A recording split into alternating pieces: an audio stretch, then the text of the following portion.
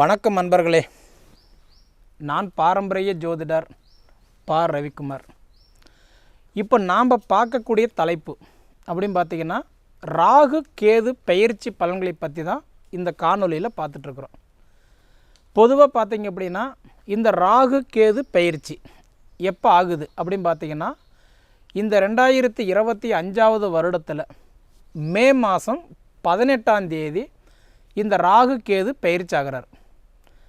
அப்போ இந்த 2025 வருடத்தில் மே மாதம் 18ஆம் தேதியில் இருந்து 2026 வருடம் டிசம்பர் மாதம் இன்றைக்கி 7ஆம் தேதி வரைக்கும் இந்த ராகு கேது பெயர்ச்சி மேச ராசிக்காரங்களுக்கு என்னென்ன மாற்றங்களை கொடுக்க போகிறார். அதாவது ஒரு வருடம் 6 மாதம் 19 நாள் மேச ராசிக்கு என்னென்ன பலன்களை கொடுக்க போகிறார். பொதுவாக ராகு கேது அப்படின்னா யார்? நிழல் கிரகம், சாயா கிரகம், வக்கர கிரகம். அப்போ நிழல் கிரகம்னா என்ன? ராகுக்கும் கேதுக்கும் வீடு கிடையாது, அதாவது ராசி கிடையாது, நட்சத்திரம் உண்டு.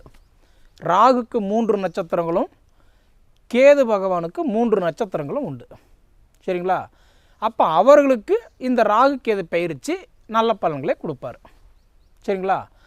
அதே போல் இந்த மேச ராசிக்கு ராகு கேது எப்படியாப்பட்டவர் அப்படின்னு பார்த்தீங்கன்னா, மேச ராசிக்கு இந்த ராகு கேது மேச ராசிக்கு பகைப்பற்ற கிரகம். பொதுவாக மேச ராசியில் ராகுவோ கேதுவோ உட்காந்தா அந்த இடத்துல இவர் பகையாக இருப்பார்னு சொல்லுவாங்க. சரிங்களா? இப்படி இருக்கக்கூடியவர் இந்த ராகு கேது அப்படின்றவர் பார்த்தீங்க அப்படின்னா, பொதுவாக உங்களுக்கு இந்த ஒரு வருஷம் 6 மாதம் 19 நாள் மேச ராசியில் பிறந்தவங்களுக்கு என்னென்ன பலன்களை கொடுப்பார் அப்படின்னு பார்த்தீங்கன்னா, பொதுவாக இன்றைக்கி நான் முன்னே சொன்ன நிழல் கிரகம், சாய கிரகம், வக்கர கிரகம். நிழல் கிரகம் அப்படின்னா அவர் எந்த ராசியில் உட்கார்றாரோ அவங்களுக்கு நல்லதை பண்ணுவார். இது ஒரு விஷயம். அதே மாதிரி வக்கர கிரகம் அப்படின்னா அவர் பின்னாடி தான் போவார், முன்னாடி வரமாட்டார். அதாவது 1ஆம் இடத்துலேருந்து 12ஆம் இடம், 11ஆம் இடம், 10ஆம் இடம், 9ஆம் இடம்னு இப்படி ரிபேஸில் வருவார். அதுக்காக தான் வக்கர கிரகம்னு சொல்லுவோம். அதே மாதிரி சாயா கிரகம் அப்படின்னா அவருக்கு என்ன தோணுதோ அது கொடுத்துட்டு போயிட்டே இருப்பார். அவர் நல்லதாக இருந்தாலும் சரி, கெட்டதாக இருந்தாலும் சரி, அது உடனே செயல்படுத்தி விடுவார். அதுதான் இந்த ராகு கேதுனுடைய தன்மை. சரிங்களா? இப்போ பொதுவாக பார்த்தீங்க அப்படின்னா, இந்த ராகுக்கும் கேதுக்கும் பார்த்திங்கன்னா 3 பார்வை உண்டு. 3, 7, 11. இது நம்ம ஒரு ஜாதகத்தை கொண்டு போய் கொடுத்தோம்னா லக்னத்தை அடிப்படையாக 3, 7, 11ஆம் இடத்துக்கு எப்படி இருக்குன்றதை பார்த்து பலன் சொல்லுவாங்க. இது ஜாதகத்துக்கு லக்னத்துக்கு பொருந்தும். ஆனால் நம்மளுடைய பொது பலனுக்கு இது பொருந்தாது. சரிங்களா?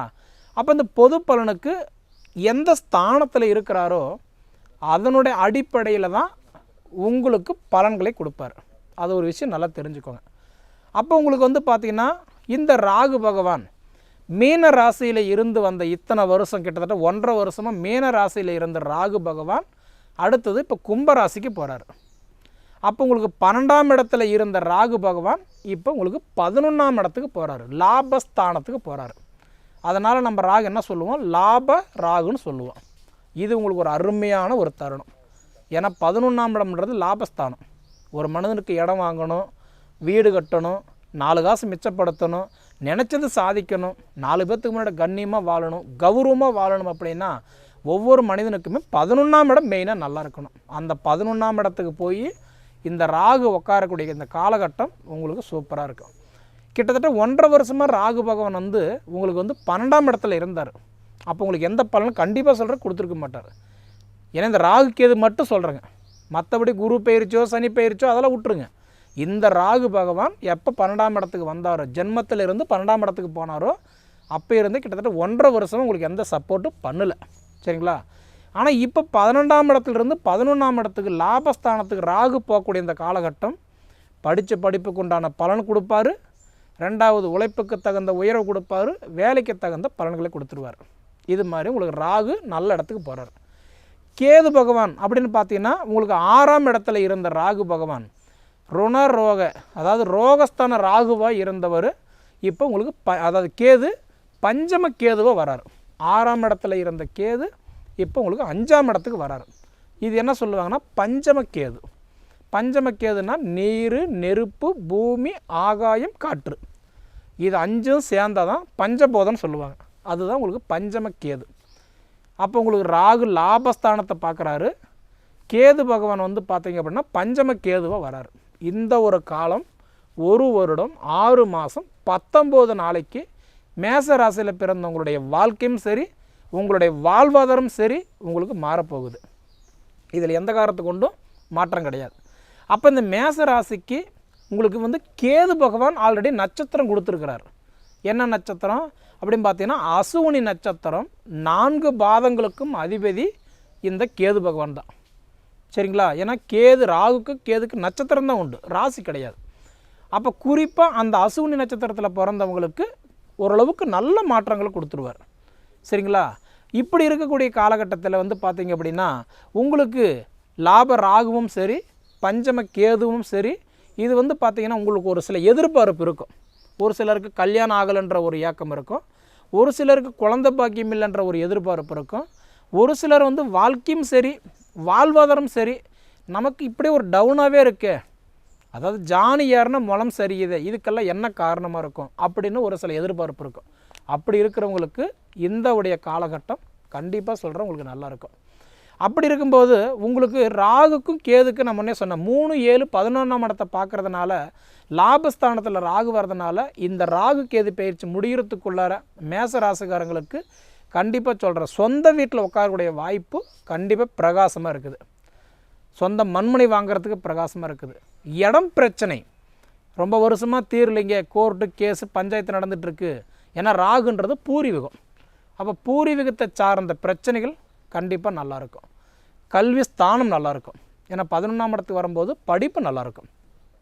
பஞ்சம கேதுவாக வரதுனால அதாவது நிறைய பேருக்கு இந்த உடல் உபாதிகள் கண்டிப்பாக நல்லாயிருக்கும்.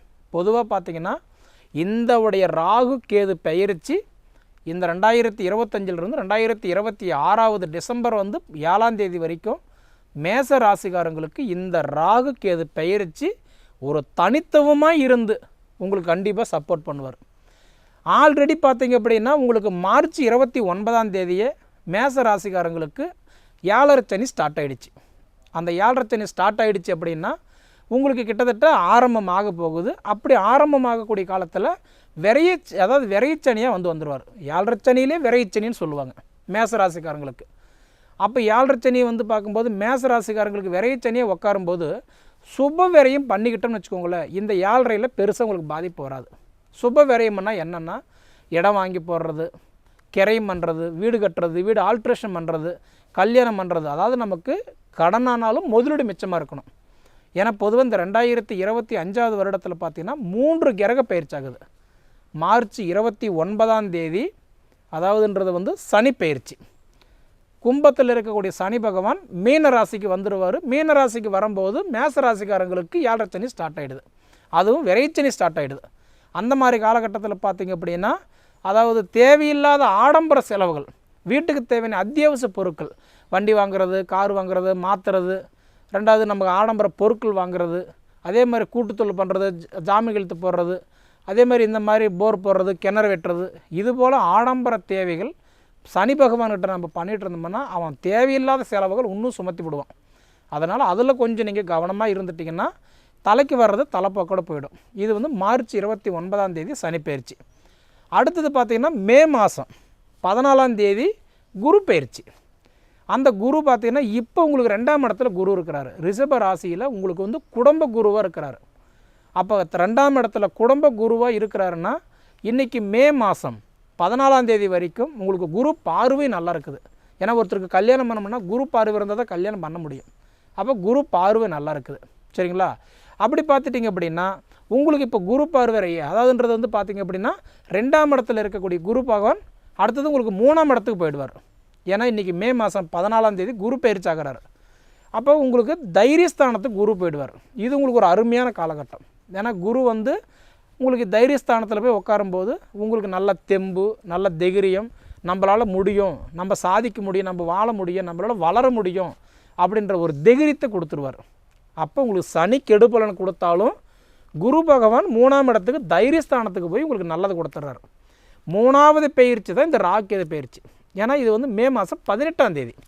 அப்போ உங்களுக்கு என்ன பண்ணுறாரு, லாப ராகுவும், அதாவது வந்து அதே மாதிரி பார்த்திங்கன்னா உங்களுக்கு பஞ்சம கேதுவும், உங்கள் இந்த 2 கிரகம் பார்த்திங்கன்னா அதாவது உங்களுக்கு நல்ல ஒரு பலன்களை கொடுத்துருவார். இதில் முதல் எதிர்பார்ப்பு என்ன, பூர்வீக சார்ந்த பிரச்சனை விலகும். 2வது நமக்கு தேவையில்லாத இந்த வைரஸ்கள் மாதிரி இருக்கக்கூடிய தொந்தரவுகள் கண்டிப்பாக கொஞ்சம் சரியாகும். இதில் நிறைய பேருக்கு அந்த கடன் பிரச்சனை கழுத்து பிடிக்கிற மாதிரி இருந்தால் கூட கண்டிப்பாக அதில் இருந்து கொஞ்சம் நீங்கள் வெளியில் வந்துடலாம். எப்படி பார்த்தாலுமே அதாவது இந்த ராகு கேது பயிற்சி மேச ராசியில் பிறந்தவங்களுக்கு அருமையான ஒரு மாற்றத்தை கொடுக்க போகிறார். 1 வருஷம் 6 மாதம் 19 நாள் வரைக்கும். அதாவது வந்து இந்த 2025 மே மாதம் 18ஆம் தேதியிலிருந்து 2026வது வருஷம் டிசம்பர் மாதம் 7ஆம் தேதி வரைக்கும் பார்த்தீங்கன்னா 1 வருஷம் 6 மாதம் 19 நாள் உங்களுக்கு நல்ல பலன்களை கொடுக்க போகிறார். சரிங்களா? ஏன்னா இது இந்த மாதிரி ஒரு காலகட்டம் உங்களுக்கு வரும்போது கண்டிப்பாக உங்களுக்கு வந்து ஒரு 80% இல்லை 85% பார்த்திங்கன்னா உங்களுடைய வாழ்வாதாரத்தை உயர்த்தி கொடுக்க போகிறார். சரிங்களா? இது நீங்கள் என்னன்றது அனுபவித்து பார்த்து சொல்லுங்கள். ஏன்னா இந்த 2025 நடக்கக்கூடிய இந்த ராகு கேது பயிற்சி, குரு பயிற்சி, இது 2மே உங்களுக்கு நல்ல பலன்களை கொடுக்க போகிறார். சனி பகவான் 7.5 சனியில் சில சிரமங்கள் கொடுத்தாலும் அதே உங்கள் ஜாதகத்தில் கோச்சாரங்கள், ஜாதகத்துலேயும் சரி இல்லை இடப்பலனில் கோச்சாரங்கள் நல்லா இருந்தால் நம்ம வந்து தலைக்கு வர்றது தலைப்பாக்கோடு போயிடும். ஒன்றும் நம்ம பயப்பட வேண்டியது இல்லை. சரிங்களா? சரி நேயர்களே, நம்மளுடைய காணொலியை உங்களுக்கு பிடிச்சிருந்தால் சப்ஸ்கிரைப் பண்ணிக்கோங்க, உங்கள் நண்பர்களுக்கு ஷேர் பண்ணுங்கள். இது தவிர அதாவதுன்றது உங்களுடைய பொன்னான நேரத்தை ஒதுக்கி இவ்வளவு நேரம் என்னுடைய காணொலியை நீங்கள் முழுமையாக பார்த்ததுக்கு மனசார மனசிலிருந்து கேட்டுக்கிறேனுங்க. நன்றி.